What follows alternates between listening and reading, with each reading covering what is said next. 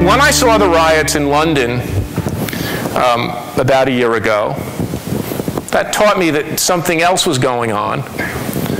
And then I was confronted by the last election here. And I talk about that election in the revised edition of the book.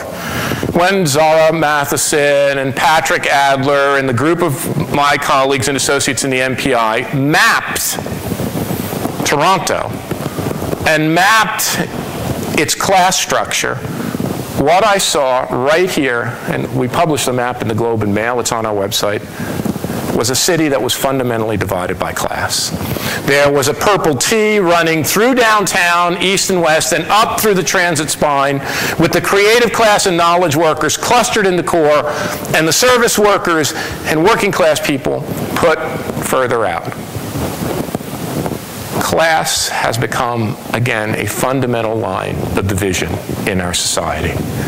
It is a deep, and whether we look not at economic outcomes, if we look at health outcomes, smoking or obesity, if we look at fitness levels, if we look at all sorts of emotional well-being levels, if we look at voting patterns, class underpins them all. So we came to the conclusion that in order to write, and I talk a lot about it towards the end of that book, in order to write this society, we need a new round of institution building. We need a new social compact. We need a social compact for our time that can do for creative workers and knowledge workers and this great class of service workers. You know, even though the creative class is the growth force and the motive force of our time, the majority of workers still toil in the service class. They're personal health care aides, home health care aides. They're retail sales, clerks, cashiers. Take care of our parents, take care of our kids. Food preparation and service workers. They're almost a half of the entire workforce. They make half of what a working class, blue-collar working class person makes, and a third of what someone in the knowledge and creative economy makes.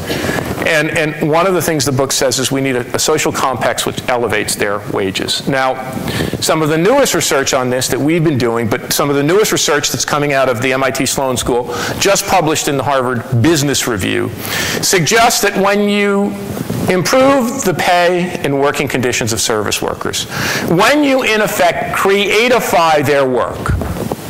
In our work, we find three skill sets that are important. The obvious one is physical skill that powered the industrial age. It's not only declining, the returns to physical skill are declining as well. That is, the more physical skill you have, it doesn't necessarily add to your wages. There are two that add a lot to wages. And the two core skills of the knowledge or creative age. One is self-evident, it's cognitive skill. It's our ability to acquire, use, synthesize information. Robert Reich calls this the rise of the symbolic analyst. Peter Drucker calls it the rise of the knowledge worker. The second kind of skill is kind of social intelligence, emotional intelligence skill. It's the ability to build teams, manage teams, lead people, entrepreneurially form businesses. Those two skill sets are critical not only to adding to the wages of the knowledge and creative workers. The more of those skill sets you add to manufacturing work, and the more of those skill sets you add to service works, the more you become more like the Four Seasons, for lack of another exemplar here, and you fill service work with responsibility and challenge and team building. You enable the workers to solve problems. You organize them in teams just as they did in factories to mobilize their continuous improvement capabilities. Well, this new research from the MIT Sloan School, published in the Harvard Business Review, suggests that as you do this, the level of customer service, customer quality, employee engagement, and innovation and profitability in service firms rises. So we have to do something.